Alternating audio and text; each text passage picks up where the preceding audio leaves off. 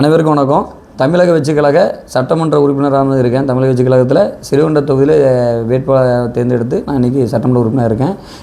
தளபதி விஜய் அவர்கள் தொடர்ந்து எங்களுக்கு சொன்ன ஒரே விஷயம், மக்களுக்கு போய் சேவை செய்யுங்க, ஒவ்வொரு பகுதியிலையும் ஆய்வு பண்ணுங்கள், அங்கே உள்ள விவரங்களை மக்களோட குரலாக நீங்கள் இருக்கணும். ஏன்னா ஒரு சட்டமன்ற உறுப்பினர்னா என்ன, மக்களை பேச முடியாது. இன்றைக்கி வந்து ஏழ்மணியில் இருக்காங்க, கிட்டத்தட்ட என் தொகுதியிலாம் 50,000 குடும்பம் இருக்குன்னா அதில் 40,000 குடும்பம் வறுமையில் தான் இருக்குது. அப்போ இந்த 40,000 குடும்பம் மட்டும் இல்லை, அந்த 50,000 குடும்பத்துக்கு ஒரு குரலாக, அதாவது தவறு நடக்கும்போது அதை ஒரு கேட்குற குரலை என்னை வந்து சட்டமன்ற உறுப்பினர் என்னை வந்து கொடுத்துருக்காங்க. அந்த பணிகளை நான் தொடர்ந்து செய்கிறனால இதில் தாழ்ப்புணர்ச்சி, ஏன்னா தொடர்ந்து என் மேலே ஒரு அரசியல் தாழ்ப்புணர்ச்சியில் நீங்கள் பார்த்துருப்பீங்க.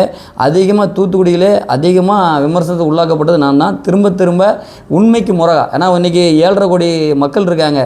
ஒரு எம்எல்ஏ மீது ஆதரமற்ற குற்றச்சாட்டை சொல்கிறது இயல்பு. ஆனால் என்னை தனிப்பட்ட முறையில் என்னை பணியை வந்து செய்ய விடாமல் என்னை திரும்ப வந்து எதிர்ப்புகளின் ஒரு தவறான ஒரு இதையும் வந்து இது பண்ணுறாங்க. இது போக இல்லாமல் நிறைய நபர்கள் என்னை வந்து டேரெக்டாக நீ 30 கோடி தரேன், 50 கோடி தரேன், 100 தரேன், இல்லை அதையும் தாண்டி தரேன், நீங்கள் வந்து திமுக வந்துடுங்க, இல்லைனா உங்களை வந்து இப்படி தான் நாங்கள் பண்ணுவோம், இது தென் மாவட்ட அரசியல். கிட்டத்தட்ட தமிழ்நாட்டுக்குள்ளே 100 பணக்காரங்க இருக்காங்கன்னா அதில் 60% திருநெல்வேலி மாவட்டம், தூத்துக்குடி மாவட்டம் தான் இருக்காங்க. அதனால் தென் மாவட்ட அரசியலில் நீங்கள் வந்து கீழேருந்து ஒரு ஏழ்மணிலேருந்து வந்துட்டீங்க. ஏன்னா நான் இப்போ நான் படுற பாடு இந்த ஏழ்மணிலேருந்து வந்ததுனால தான். இன்றைக்கி அடிமட்டத்துலேருந்து நான் ஒரு எம்எல்ஏ ஆனதுனால என்னை வச்சு என்னென்ன பண்ணணுமோ அவ்வளோ கஷ்டத்தை உண்டாக்குறாங்க.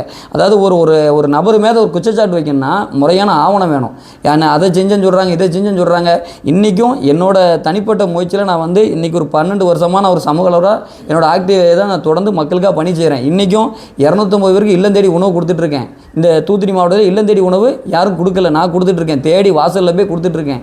அதுபோக என் பதில் மனிதன் நிலைக்கணும், எல்லாரும் சமம் என்ற ஒரு விஷயத்தை உருவாக்க பெட்டி கூலிங் பாக்ஸ் வண்டி, ஒரு நபர் இறந்தா இதை நான் வந்து தொடர்ந்து பண்ணிகிட்டு இருக்கேன். அதுமாதிரி என் பதில் தண்ணி இல்லாத போது தண்ணியை 3 வண்டி கொடுத்து தண்ணியை நான் கொடுத்துட்ருக்கேன். இது போக ஆதரவு இல்லாதவங்களும் தான் ஏதாவது இறந்தாங்கன்னா யாரும் இல்லாமல் வந்து அவங்களை அடக்கம் பண்ணுறது முழுக்க சோசியல் ஆக்டிவ் ஒர்க்கில் நான் பண்ணிகிட்ருக்கேன்.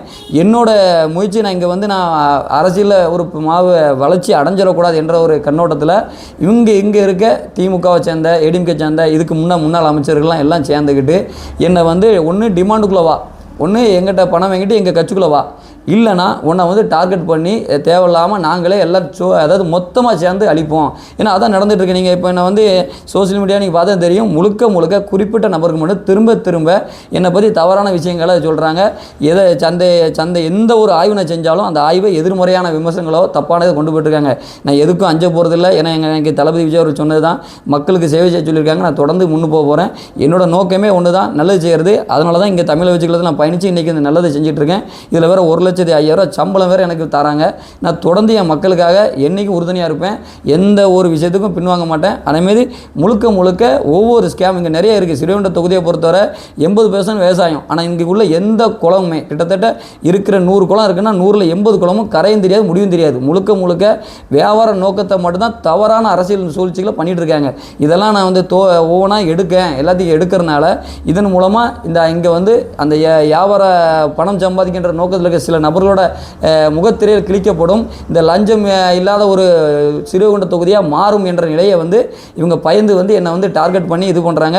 நான் தொடர்ந்து அவங்க என்ன தான் எனக்கு இது பண்ணாலும் நான் தொடர்ந்து மக்கள் பணிக்கு இது பண்ணுவேன். அதேமாதிரி இந்த 30 கோடி கேட்ட விவரங்கள் அவங்க சம்மந்தப்பட்ட எல்லாமே என்கிட்ட வந்து ஆதார் இருக்குது. அதை நெல்லையை சேர்ந்த ஒரு தேட்டரு ஓனரும் அதுக்கு சம்மந்தப்பட்ட அடுத்து இந்த கரண்ட் முன்னாள் அமைச்சர் அனிதா ராஜனோட கூட இருக்க 4 பேர் பேசியிருக்காங்க. ஒரு ஆள் பேசல, 4 பேர் பேசியிருக்காங்க. எல்லாமே ரெக்கார்ட்மெட்டிக் ஆதார் இருக்குது. என்கிட்ட கால் பண்ணது, என் கூட இருக்கவங்கிட்ட பேசினது எல்லாத்தையும் ஃபோன் பண்ணி ஒன்று இங்கே வந்துரு, இல்லை நாங்கள் அழிச்சிருவோம், இந்த ஒரு டார்கெட்டில் தான் பண்ணுறாங்க. ஆனால் ஒரே ஒரு பிரச்சனை தான், நான் ஒரு அடிமட்டத்திலேருந்து ஒரு ஏழ்மை நிலையிலேருந்து இங்கே வந்ததுனால தான் என்ன இந்த டார்கெட் பண்ணுறாங்க. இதை வந்து கட்டாயம் நான் வந்து எதிர்கொள்வேன். ஏன்னா என்ன நடந்தாலும் சரி, நான் இந்த தொகுதியோட மண்ணின் மைந்தன். இந்த சிறுவண்ட தொகுதியில் நான் கஷ்டப்பட்டு ஒவ்வொரு காலங்களில் பல ஆஃபீஸுக்கு நான் குறைகளை மக்களுக்கான பணிகளை செய்ய நான் அலைஞ்சிருக்கேன். எந்த இது நடக்கலை.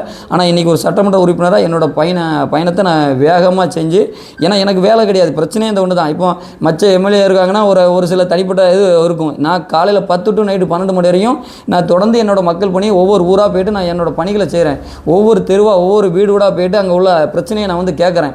இதெல்லாம் பார்த்தோன்னா அரசியல் சால்பு இவனை வளர விட்டால் நமக்கு பெரிய இதாயிரும், இவன் எல்லா தவறையும் வெளியே கொண்டு வரேன் என்ற எதிர்ப்பில் என்னை வந்து, ஏன்னா மக்கள் ஆதரவு முழுக்க எனக்கு சிறுவண்டத்தில் முழுமையாக இருக்கிறதுனால என்னை வந்து டார்கெட் பண்ணி இது பண்ணுறாங்க. இந்த நிலையை உடைச்சி நான் என் தொகுதியில் ஒரு நல்ல இந்த சிறுவந்தோட தூத்துக்குடி மாவட்டத்திலே ஒரு தனிப்பட்ட ஒரு தொகுதியாக வளர்ச்சியை வந்து மேம்படுத்துவேன். இது மட்டும் இல்லாமல் தமிழ்நாட்டிலே இது ஒரு பெஸ்ட்டாக ஒரு தொகுதியாக கொண்டு வரக்கான முயற்சிகளை நான் வந்து எடுப்பேன். என்னுடைய தலையை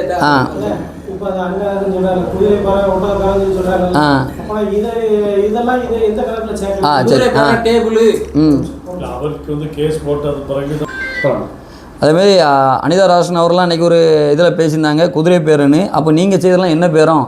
நீங்கள் வந்து வாய் முறையில் பொய்யா சொல்கிறீங்க. நான் எவிடன்ஸாக கொடுக்க முடியும். என்னோட எம்எல்ஏ கோட்ரஸ் ஆஃபீஸில் வந்து உட்காந்துருந்து நான் அன்றைக்கி வந்து மிரட்டுறாங்க. மிரட்டி ஒன்று எப்பா நீ கீழேருந்து வந்தவன், நீ வந்து வண்டியில் போனால் உன்னை லாரியில் அடித்து தூக்கிடுவோம். அதேமாதிரி நடந்துச்சு. ஒரு 25 நாள் முன்னே எங்கள் எப்போது ஒன்றரை பக்கத்தில் என்னை எதிர்த்து ஒரு லாரி வருது. அந்த வண்டி வந்து நான் என்னடா எதிர்த்து எதிராக வரைஞ்சோ நான் தான் வண்டி ஓட்டுறேன். ரைட் சைடு ரோட்டில் ஏறி என்னோட கார்லேருந்து நான் ரைட் சைடில் ஏறி தப்பிக்கிறேன். இதுதான் இன்றைக்கி நடந்தது. நான் அந்த என் வண்டியோட 25 நாள் கம்பெனியில் வந்து கிடந்திருக்கு. முழுக்க அன்றைக்கி நான் தப்பிச்சதே பெரிய விஷயம். நான் எதார்த்தமாக நடந்துச்சா இல்லை எனக்கு சரியா, இது வந்து முழுக்க எனக்கு வந்து நிறையா ஒரு தவறுகளை, அதாவது இந்த மக்கள் குறைகளை கையில் எடுக்கிறனால நிறைய எதிர்ப்புகளை கொண்டு வாங்க. அதுமாதிரி இவங்களோட டார்கெட் என்னென்னா இந்த ஏலத்தை சொல்லி இவங்களை வந்து இங்கேருந்து மாற்றணும், இவங்களை வந்து இது பண்ணணும் அப்படின்னு ஒரு முயற்சியை பண்ணிகிட்டு இருக்காங்க. இதுக்கெல்லாம் நாங்கள் அஞ்ச போகிறதில்ல. எப்போவுமே தமிழக வெற்றிகளத்தோட தளபதி விஜயோட இதில் பயணத்தில் இருந்து மக்களுக்கான சேவை பண்ணுவோம். இங்கே உள்ள அத்தனை விஷயத்தையும் முறையான தவறான விஷயத்தை பூரா வெளியெடுத்து முறையான விஷயங்களை முறைப்படி கொண்டு வர சொல்லுவோம். சம்மந்தப்பட்ட அதிகாரிகளை சொல்லி அதை வந்து யாருக்கும் இது இல்லாமல் ஒரு மக்கள் சேவையாக உருவாக்குறதுக்கு முயற்சி பண்ணுவோம்.